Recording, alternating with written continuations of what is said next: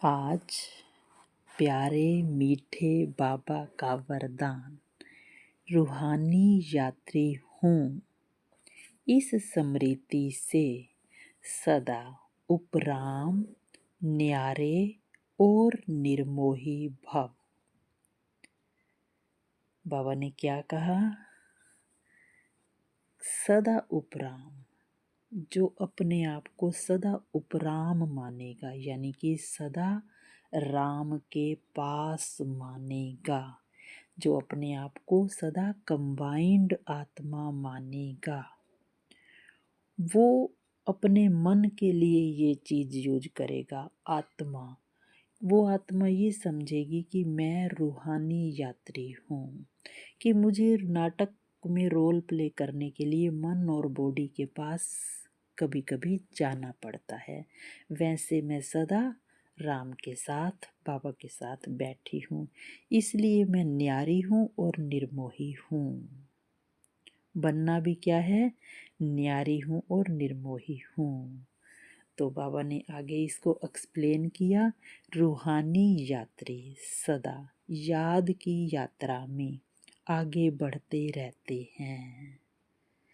रूहानी यात्री यानी कि जो रहते बाबा के पास हैं, केवल रोल प्ले करने के लिए नीचे आते हैं, तो वो याद की यात्रा उनको सदा ही याद रहता है, वो आगे बढ़ते रहते हैं। यह यात्रा सदा ही सुखदाई है।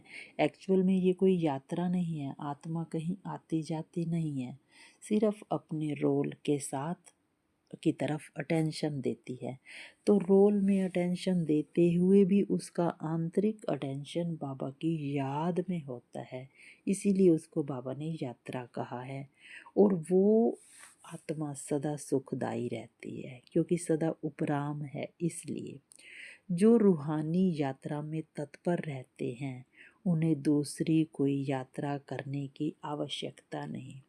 जो सदा अंतर्मुखी बनकर अंदर की यात्रा में लगे रहते हैं, तो उनको बाहर की स्थूल यात्राओं में कोई इंटरेस्ट भी नहीं होता और उसकी आवश्यकता भी नहीं है। यानी कि तीर्थ यात्राओं की बाबा बात कर रहे हैं, जैसे कोई हरिद्वार, वैष्णो देवी, गंगोत्री, यमुनोत्री। तो इन यात्राओं की संगम पर जाना कोई आवश्यकता नहीं है, क्योंकि इस यात्रा में सब यात्राएं समाई हुई हैं।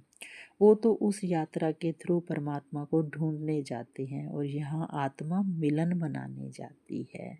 ओम शांति।